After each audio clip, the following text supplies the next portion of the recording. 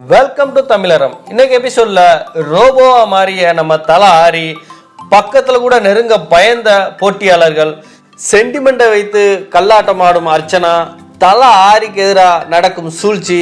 வாங்க இன்னைக்கு எபிசோட்ல என்ன நடந்துச்சு பார்க்கலாம். லக்ஸரி பட்ஜெட் டாஸ்கான புதிய மனிதா டாஸ்க் இன்னைக்கு 2வது பகுதி இருந்துச்சு. இதுல நம்ம தல ஆரி ரோபோவா மாறி இருந்தாரு. இந்த போட்டி தொடங்குறதுக்கு முன்னாடியே தில்லாலங்கடி அர்ச்சனா வந்து மீட்டிங் போட்டு எல்லாத்தையும் பேசியிருந்தாங்க. இதுல நம்ம தல ஆரியையும் பாலாவையும் டச் பண்ணக்கூடாது அப்படின்னு. அவங்களுடைய உள்நோக்கம் என்னன்னா, தல ஆரி பர்ஃபார்மன்ஸை காட்டிடக்கூடாது, அப்படிதான் அவங்களோட எண்ணம் இருந்துச்சு. கண்டிப்பா இந்த போட்டி முடிஞ்சோன்னா ஒஸ்ட் பெர்ஃபார்மன்ஸ் வரும்போது தல ஆரியை வந்து காட்டுறதுக்காண்டி தல ஆரியோட பெர்ஃபார்மன்ஸ் வெளியே வரக்கூடாது அப்படின்னு சொல்லி கரெக்டாக பிளான் பண்ணியிருக்கு அந்த தில்லாலங்கடி அர்ச்சனா. இது மற்ற ஆளுகளுக்கு தெரியாட்டாலும் நமக்கு நல்லா தெரியும். ஏன்னா தல ஆரி எந்த கேரக்டருக்கு போனாலும் அந்த கேரக்டரில் கரெக்டாக சூட் ஆயிடுவார். அவரை அதுலேருந்து வெளியே வர்றதுக்கு ரொம்ப கஷ்டம். அப்படி இருக்கும்போது அந்த இடம் வந்து ரொம்ப சுவாரஸ்யமாக இருக்கும். அந்த சுவாரஸ்யத்தை மக்களுக்கு கொடுக்கக்கூடாதுன்னு இது அர்ச்சனா போட்ட திட்டம் நமக்கு அழகா புரியுது. இது எவ்வளோதான் நீங்கள் மூடி மூடி வச்சாலும் தல ஆரியோட பேர் இன்னும் மேலே போய்கிட்டே தான் இருக்கும். ஏன்னா அவர் எந்த இடத்துலையுமே வந்து அவருடைய பெர்ஃபார்மன்ஸை கொடுக்க தவறுனது கிடையாது. ஆனால் நீங்கள் பண்ணுற சூழ்ச்சியினால அந்த பெர்ஃபார்மன்ஸ் கிடைக்காம போகுது. இதுக்கு காரணம் தல ஆரி கிடையாது, நீங்கள் பண்ணுற சூழ்ச்சி தான். இதில் மக்கள் தெளிவாக இருக்காங்க. நீங்கள் எவ்வளோதான் சூழ்ச்சி பண்ணாலும் அதை நம்ப தயாராக இல்லை. தல ஆரியை ஒஸ்ட் பெர்ஃபார்மன்ஸுக்கு கொண்டு வரதுக்காண்டி அர்ச்சனா போட்ட திட்டம் செல்லுபடி ஆகாது. அதே மாதிரி தான் இன்னைக்கு எபிசோடு முடிகிற வரைக்கும் நடந்துச்சு. தல ஆரியோட அந்த ரோபோ பெர்ஃபார்மன்ஸை கடைசி வரைக்கும் நம்ம பார்க்க முடியாமையே போயிடுச்சு. நேற்றும் இதே மாதிரி தான் நடந்துச்சு. பாலா வந்து அந்த மனிதர்களோட டீமோட கேப்டனாக இருந்தான். அதில் குறிப்பாக பார்த்தீங்கன்னா நம்ம தல ஆரிக்கு கொடுத்தது ரமேஷ், அதுக்கப்புறம் கேப்ரிலா, இந்த மாதிரி ஒன்றுமில்லாத ஆளுகள்லாம் கொடுத்து தல ஆரியோட பெர்ஃபார்மன்ஸை வந்து கிடைக்க விடாம ஆக்கிட்டாங்க. இருந்தாலும் ரமேஷ்ட்டையும் கேப்ரிலாவட்டையும் தன்னால் முடிஞ்ச அந்த பெர்ஃபார்மன்ஸை கொடுத்துக்கிட்டு தான் இருந்தார் தல ஆரி. இடையில ரியோ வந்து பல தில்லுமுல்லை வந்து பண்ணிக்கிட்டு இருந்தான். அந்த தில்லுமுல்லை வந்து மறுபடியும் இந்த போட்டி முடிஞ்ச பின்னாடி அர்ச்சனாட்ட போயிட்டு பேசிக்கிட்டு இருந்தான். அப்போ இவங்களோட சூழ்ச்சி நல்லா தெளிவாக தெரியுது.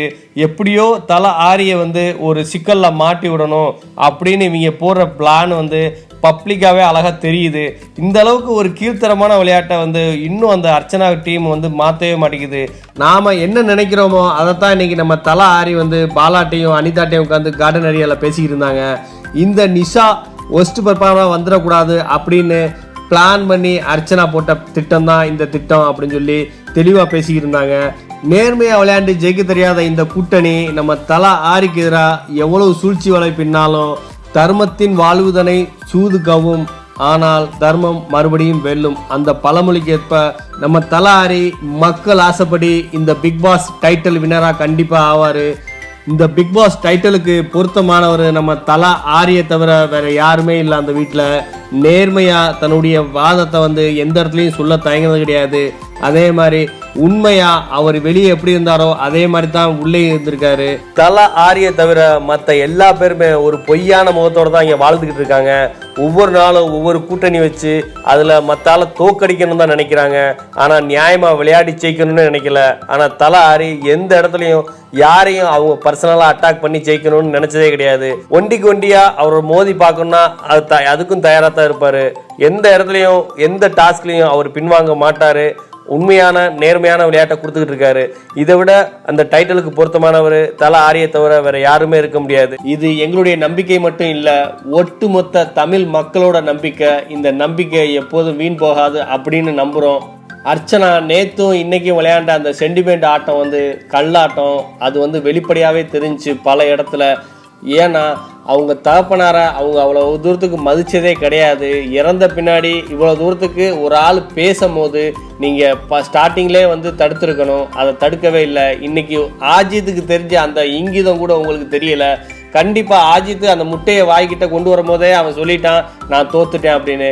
உங்கள் தகப்பனார இன்னொரு ஆள் பேசுகிற வரைக்கும் எல்லாத்தையும் கேட்டுட்டு அதுக்கப்புறம் 1 மணி நேரம் கேட்டுட்டு அதுக்கப்புறம் நீங்கள் வந்து ரியாக்ட் பண்ணுறது இது தப்பான உதாரணம். நீங்கள் இந்த மாதிரி பண்ணக்கூடாது. கல்லாட்டம் விளையாண்டு ஜெயிக்கணும்னு நினைக்காதீங்க, அது ரொம்ப நாளைக்கு நீடிக்காது. உங்களோட சேர்ந்து அந்த நிஷாவையும் கூட்டு போறீங்க, 2 பேரும் சேர்ந்தே தான் வெளியே போக போறீங்க, அது கண்டிப்பா தெரியுது. அர்ச்சனா அவங்க அப்பாவை பத்தி 1 மணி நேரமோ 2 மணி நேரமோ பேச விட்டுட்டு அதுக்கப்புறம் டாஸ்க் முடிஞ்சு ஒரு 2 மணி நேரம் கழிச்சு ரியாக்ட் பண்றது, இது என்ன ரியாக்ட்னே நமக்கு புரியல. நேத்து நம்ம அர்ச்சனாக்காண்டி வருத்தப்பட்டோம், அந்த வருத்தம் இப்ப நமக்கு ஃபீல் ஆகுது ஏன் வருத்தப்பட்டோம் அப்படின்னு. அவங்களோட ஆக்டிவேஷன் அப்படித்தான் இருந்துச்சு, எல்லாத்தையும் காட்டுறதுல ஒரு சுயநலம் இருந்துச்சு. நேத்து சென்டிமெண்டா காமிச்சு மக்களுடைய ஆதரவை பெறலான்னு பாக்குறாங்க. இது போலித்தனமான அன்பு. இந்த போலித்தனமான சென்டிமெண்ட்டை மக்கள் எப்போதுமே நம்ப மாட்டாங்க. கல்லாட்டம் விளையாட நினைக்கிற அர்ச்சனாவே இவ்வளவு யோசிக்கும் போது உங்களை எல்லாத்தையும் ஆட்டி வைக்கிற இந்த மக்கள் எவ்வளவு தூரத்துக்கு யோசிப்பாங்க. நீங்க எப்ப வெளியே வரீங்களோ அப்ப அந்த உண்மை உங்களுக்கு புரியும். நம்ம தல ஆரியோட திறமையை மறைக்க நினைக்கிற இந்த கூட்டத்துக்கு ஒன்று சொல்லிக்கிடுவோம், 1000 கைகள் மறைத்து நின்றாலும் ஆதவன் மறைவதில்லை என்று சொல்லி நாளை மீண்டும் தல ஆரியை பற்றிய சுவாரஸ்யமான தகவலுடன் சந்திப்போம். இது தமிழ் அறம்.